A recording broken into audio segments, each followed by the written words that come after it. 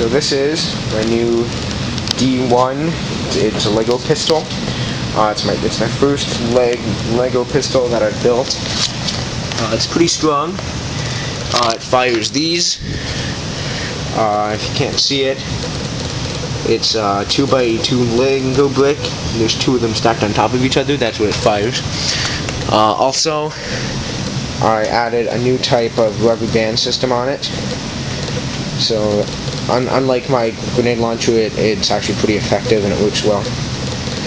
Now I'm going to fire it at my basement. I'm going to show you how far it can go.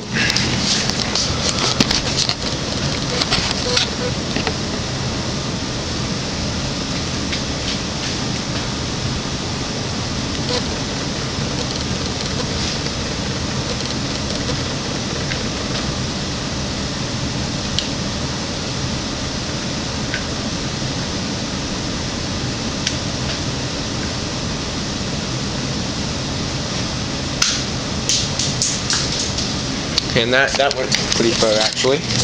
So we just see here, went all the way back against this wall, and there it is. So I'd say that is probably maybe about 20 feet, could even be 30 feet. So that's it. That's my